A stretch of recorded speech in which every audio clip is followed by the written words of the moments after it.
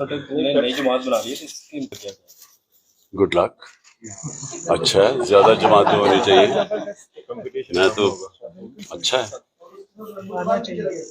20 سال سے 50 سال میں آشیانہ بنایا تھا، وہ اب شرازہ 20 سال لگے آپ کو، تو کیا کہتے ہیں؟ دیکھو میں آپ کو بتاتا ہوں، جب جنگ خندق ہوئی نا، 1 مہینے کی وہ جنگ تھی، تو جب جنگ ختم ہوئی تو ایک آیت آئی نبی کے لیے کہ کیا نبی صلی اللہ علیہ وسلم آج آپ کو پتہ چل گیا کہ آپ کے ساتھ کون ایمان والے لوگ تھے اور کون جن کے ایمان کمزور تھے، جو منافق تھے.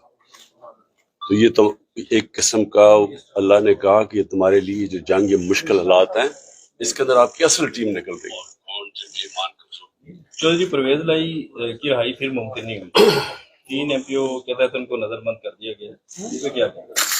دیکھیں، ایک تو قانون ختم ہو گیا پاکستان میں، 7 اخلاقیات بھی ختم ہو گئی.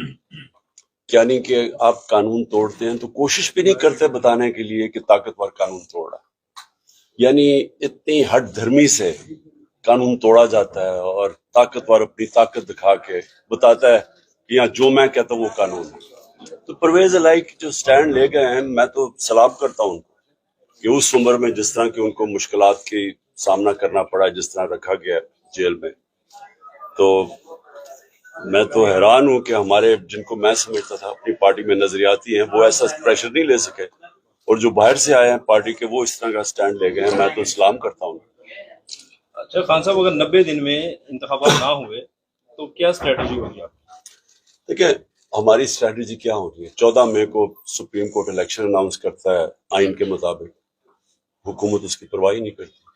تو وہ تو مجھے تب ہی پتہ چل گیا تھا کہ یہاں آئین کی تو اب کوئی حکمرانی ہے ہی نہیں، تو اب تو جنگل کا قانون ہے.